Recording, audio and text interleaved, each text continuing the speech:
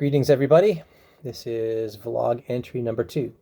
So I am filling you in on, I guess, where we left off in the last one. After all the shock and awe of seeing the original tapes, how did we get here and what are we going to do from this point on? Well, okay. Needless to say, received the tapes, and first order of business was, holy cow, these things exist, now what? I have no idea what's on them as far as how it's organized, I wasn't part of that. So I contacted my brother. He filled me in on as much as he could. He said that as far as he knows on these tapes, all the instrumentation is done to his knowledge. And the vocals were being worked on sporadically. So that's kind of where these tapes are left at this point. So it sounds like they really just need vocals and to be mastered and finished. If there's any other touches that need to be added, we really won't know until we actually hear what's on them. So that's kind of where we're at. I think he kind of had an idea that, Ernie and Bo could get together and work out some vocals, go ahead and finish it off, whatever. It's been, 2 decades since this thing was recorded, so the memory's a little bit foggy. And on top of that, there's no log sheet on these. So there's nothing to say, okay, this song is on this tape has this many tracks, and we have, kick drum on this, snare drum on this, guitar on this. We don't have those log sheets. So a lot of this is going to have to be, we're going to have to make our way kind of through this.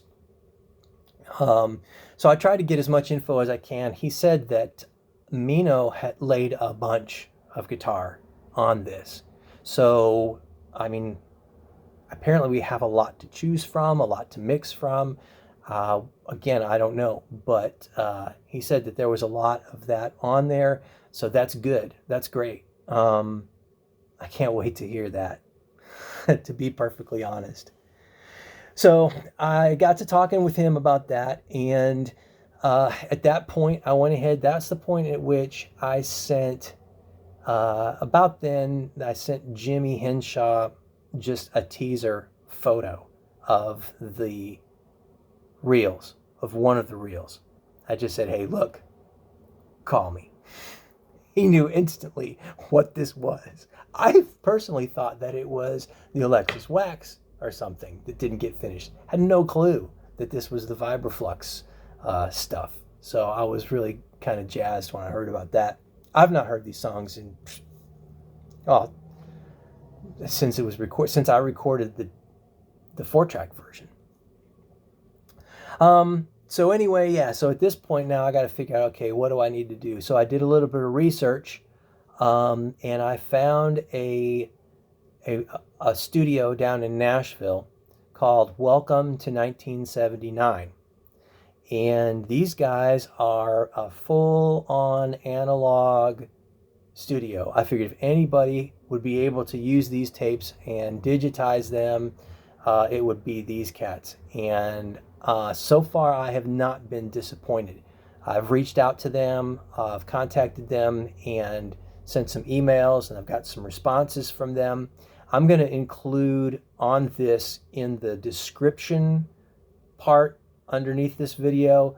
I'm going to put their website, www.welcome-to-1979.com, so you can check them out. And I'm also going to link it was a Q&A that they did 2 years ago during COVID lockdown. And the one that I'm going to include, it's an hour-long discussion about tape transfer. And it's fascinating. I love it. You may just want to skip to about 18 minutes in, about 18 minutes and 45 seconds or so. You can skip into that and kind of really hear what it is that we're going to really need to do with this tape. One of the things that is going to be required is going to be baking this tape. And what that means is this tape will need to be heated up. They usually heat it up to about 130 degrees and will extract as much moisture out of it as possible. Now, moisture collects in tapes over a period of time. These tapes have been in a closet that has leaked, has lots of water damage, and has been in there for over 20 years. So we really don't know how much of this tape at this point really is usable, and we won't until we're able to take that moisture out. And that's a process that they do whenever they do transfers from analog to digital. That is all included. The baking is included in that. That is actually part of what they do. However, they require me to fill out this wonderful analog restoration transfer release form, because again, they have no idea what condition these tapes are in. Some of these tapes, they work with tapes from the 40s and the 30s, actually probably lacquer, because these guys, let me back up. These guys can do, if you wanted them to do a full-on digital recording from microphones all the way up to record vinyl, they actually can press the records right there, or at least do the acetates or whatever. They can do that in-house. So these guys are serious. But in any case, the analog restoration and transfer release form, which I will read in part. Although the utmost care and precaution will be taken during your analog tape restoration and transfer, certain unpredictable variables can arise when handling, restoring, and transferring rather old analog tapes. Each tape condition will vary depending on a variety of factors, and each tape will react differently to the restoration and transferring process. I understand these risks and allow the Welcome to 1979 staff to attempt to restore and transfer my analog tapes, and do not hold them responsible for any unforeseen damage to the tapes that can occur during this process. I have no problem with that. I doubt you guys will have any problem with that either. Fact of the matter is, we either restore this stuff and get it digitized, or we never hear it again. I can't imagine that there could be any more damage done to the tapes than has already been done. So I'm totally cool with letting these professionals work on these tapes. If they can get this stuff, the issue is that they're with analog tapes that age, they get what's called sticky shed syndrome. And that is the adhesive that adheres the magnetic information to the tape. Over time, it becomes sticky, and it can gum up machinery, and the information that's being held by that adhesive can come off your tape, and you can lose everything. So that's why they have to heat this up. They go through kind of a proprietary set of steps that they do to quote unquote exercise the tape, get it back into shape, and then get at least one good pass on all of this and go directly, they'll convert directly into digital. So we'll get back a thumb drive with all of the raw tracks digitized and ready to be put into a digital workstation and worked on there. So I'm excited about that. I think that that's going to be crucial, obviously. At that point, we'll be able to listen to it, find out what we need to do, and so forth. So that's the process there. And I reached out to them. It would have been on I think Monday the 5th.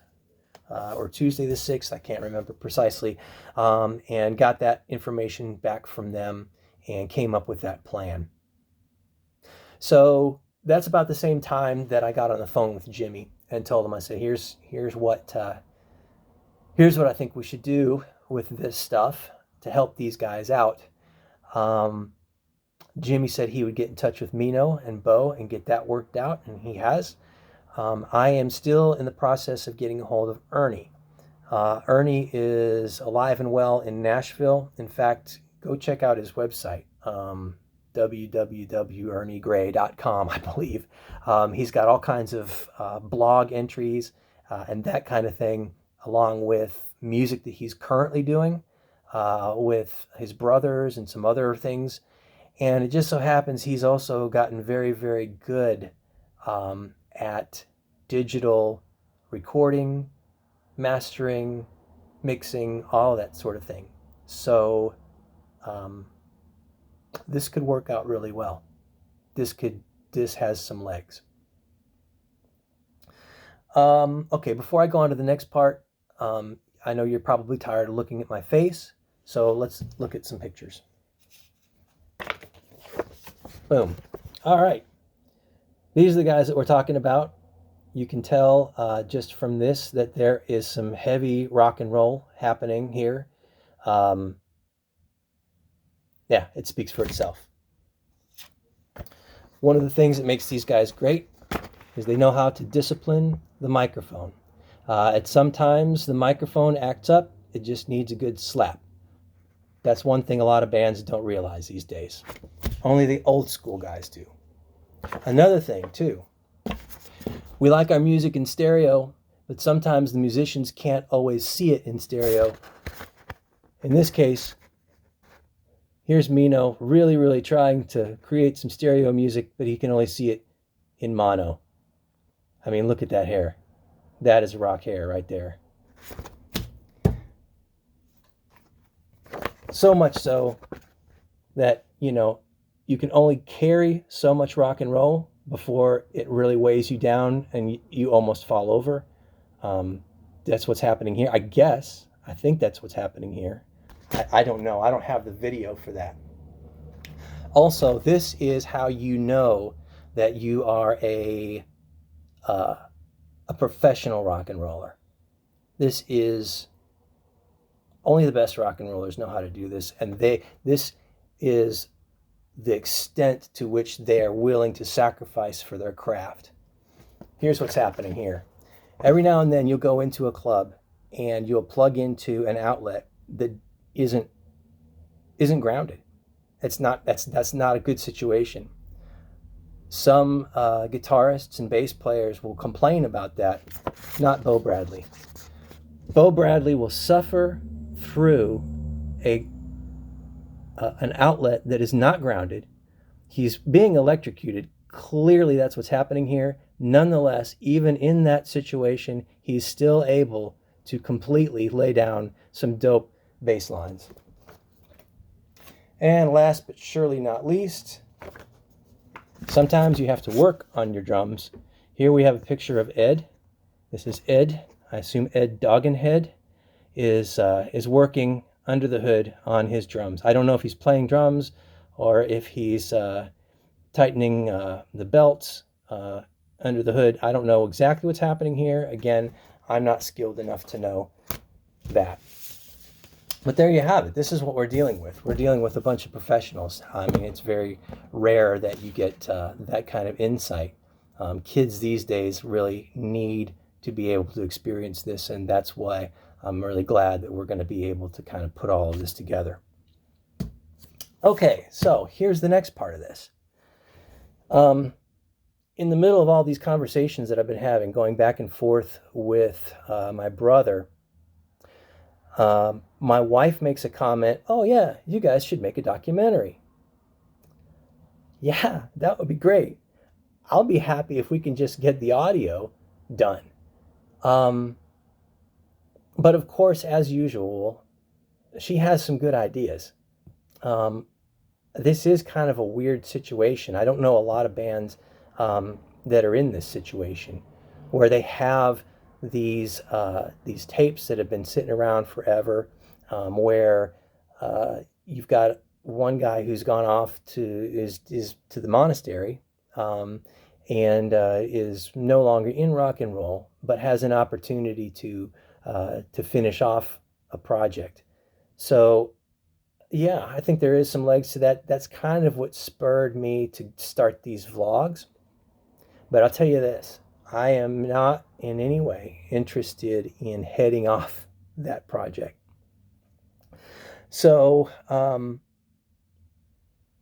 so the other day, this week, I believe it was Thursday or Friday, I reached out to another one of my brother's former bandmates from another band that he was in, who is very much involved in social media, video, and all that sort of thing. And just kind of mentioned, I didn't fill him in on exactly what's going on, but he knows my brother, and he knows Bo, and he's very much interested in seeing if this might be something he would be able to sink his teeth into and do some video for us. So I don't know to what extent, but I'm going to be meeting with him on Tuesday, and if that's the case, then great. Then all of this stuff that we're doing, or shooting, he'll be able to, who knows, maybe interview some folks. I'm going to let him take care of that, or whoever take care of that. Also, one of the things that my brother mentioned is that he would love to have video of our reactions to this stuff. So that's another thing. I never really thought about that. You can only have a first reaction once. So, so we'll be thinking about that and how that's going to all work out. Really, ultimately, at this point, this week, my goal is I need to get in touch with Ernie, quite frankly, and get him on board with this. I don't think he knows about this. I've tried. He's hard to get a hold of. I've sent some messages to some acquaintances of his. Hey, here's my info. Have him give me a shout. So hopefully by this time next week, and today is the 11th, hopefully by this time next week, or at some point during this week, I will have gotten a hold of him and we'll have a little bit more of an idea what's going on. Also, I'm hoping by this time next week, I will have sent those tapes down to Nashville. At this point, I just need to know what bit depth and sample rate that I need to record this. I'm pretty sure it's just going to be 24 bit 96 kilohertz, I think, is probably what we'll do. But again, I'd like to get Ernie's opinion on this because he's very knowledgeable in this stuff. So, that's kind of my goal, is to just get this ball teed up so that the band can then do what the band does. That's what they do. All right, time for some more pictures, right? That's what everybody wants to see. All right, this picture, not very great. It's the Italian Pizza Pub. Everybody knows that. But you'll notice the lineup. This is kind of what was going on back in the day. Thursday night, the Goodies. Friday, Vibraflux. I know both of those bands pretty well. What is that other one? I can't really see. The Yams from Outer Space. I don't really remember them. High Water and Mavis Piggott. So that's kind of what was going on back in the day. Also, this is another way that you know that Vibraflux was on the verge of really breaking it. Everybody knows that professional bands do professional things. And one of the first things that a band does is they have to find a mountain and they have to stare off into space, because that is where the inspiration comes. I guess. I don't know. I'm not a professional musician. Also, another thing that professional bands do is they want to make sure that their drummer is able to keep time. And one way to do that is to stack every amplifier that you have and aim it directly at his head. That is how you keep your drummer in time. Little known. You also play at every dive bar, every redneck bar, until you can come up with a true friend and your biggest fan ever, Snuffleupagus. I have no idea what's happening here. I have no idea who this fella is, but he's clearly digging the Vibraflux it's probably at the station. Anyway, that is all I have to report for now. Like I said, I'm going to put the links to the studio. I'm going to put the links to that Q&A, so you kind of know what we're looking at. And until next time, keep it real. Talk to you soon. Bye.